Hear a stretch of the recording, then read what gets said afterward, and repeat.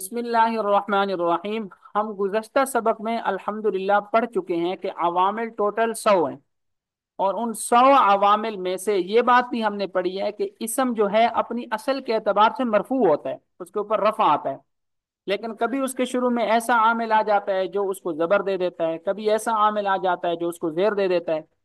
تو حروف نواسب ہم نے 6 پڑھے، پھر ان کے ساتھ حروف جارہ ہم نے 17 پڑھے، تو 6 اور 17 یہ ٹوٹل 23 عوامل ہم پڑھ چکے ہیں 100 میں سے۔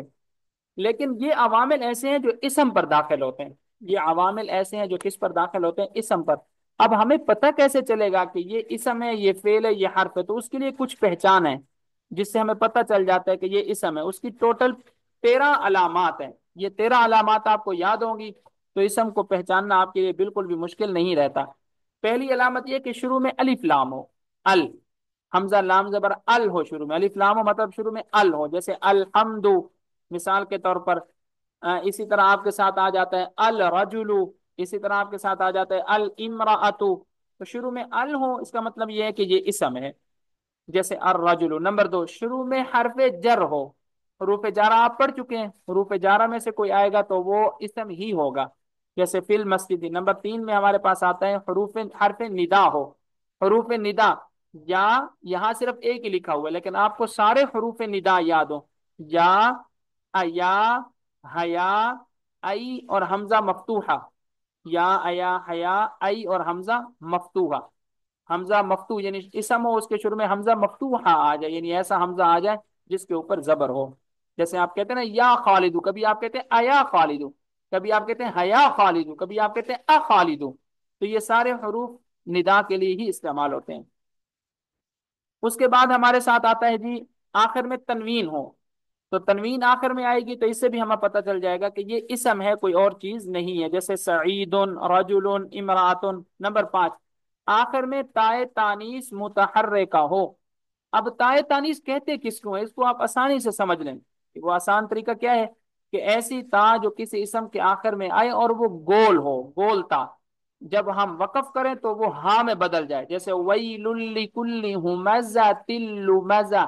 اب یہ لمزہ آخر میں تا ہے لیکن ہم جب وقف کرتے ہیں تو ہاں پڑھتے ہیں لمزہ، تو یہ گول تا جو ہوتی ہے یہ مؤنث کی علامت ہے، تانیث کی علامت ہے، اور ہے بھی متحرک۔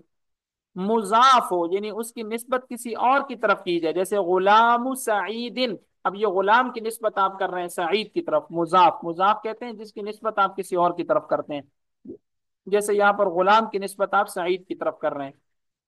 نمبر 7 پہ ہے موصوف ہو، جیسے رجل مؤمن، موصوف جس کی صفت بیان کی جائے، اس کی اچھی حالت بیان کی جائے یا اس کی بری حالت بیان کی جائے، جیسے یہاں پر آپ رجل مرد کی صفت بیان کر رہے ہیں کہ وہ مومن ہے۔ تسنیہ ہو جیسے رجولان یعنی دو پر دلالت کرتا ہو، رجولان دو مرد۔ جمع ہو جیسے رجال، جمع مطلب وہ 3 یا 3 سے زیادہ چیزوں پر دلالت کر رہا ہو، جیسے رجال کئی مرد۔ اسی طرح ہم آگے چلتے ہیں تو 10 منصوب ہو جیسے مکی، منصوب یعنی کسی کی طرف آپ اس کو نسبت دے دیتے ہیں۔ نسبت دینے کے یاد رکھیں 2 طریقے ہوتے ہیں، ایک ہوتا ہے کہ آپ اس لفظ کو ذکر کرتے ہیں جس کی طرف آپ نسبت کر رہے ہیں، جیسے غلام سعید، یہاں غلام کی نسبت آپ کر رہے ہیں سعید کی طرف، سعید کو آپ نے ذکر کر دیا ہے۔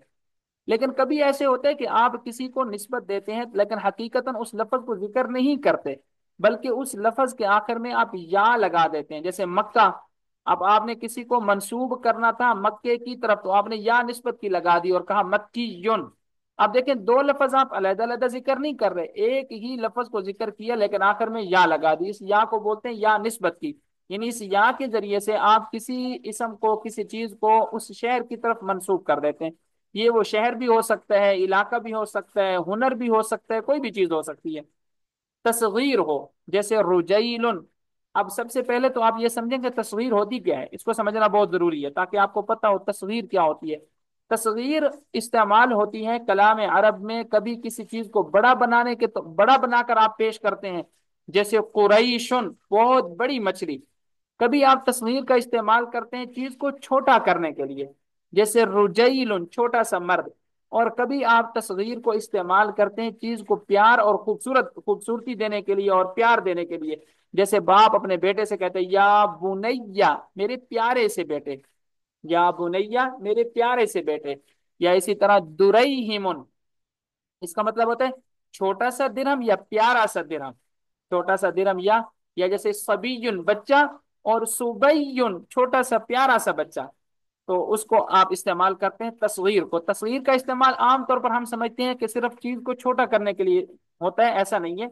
कभी तस्वीर का इस्तेमाल चीज को बड़ा करने के लिए भी इस्तेमाल किया जाता है, कभी छोटा करने के लिए, कभी चीज के अंदर प्यार और खूबसूरती को बयान करने के लिए तस्वीर का इस्तेमाल होता है। अब हमें पता कैसे चलेगा कि ये तस्वीर है या नहीं है? तो तस्वीर के मखसूस औजान है। तस्गीर के मखसूस क्या है? औजान। एक वजन तो है फ़ुआइलुन, जैसे यहाँ पर लिखा हुआ है रुजैलुन, कि शुरू का हर्फ मजमूम हो, उसके बाद का हर्फ मफ्तू हो, और उसके बाद या आ जाए, और आखिरी हर्फ जो है उसकी उसका इराब तब्दील होता रहेगा, जैसे रुजैलुन। और इसका दूसरा वजन है फ़ुआइलुन, यानी आइन कलमा जो है दो दफा आएगा, जैसे दुरैहिमुन, फुआइलुन, दुरैहिमुन। और कभी आएगा फुआइलुन, ये इसके तीन औजान है, फुआइलुन, फुआइलुन और फुआइलुन, तीनों की मिसाल।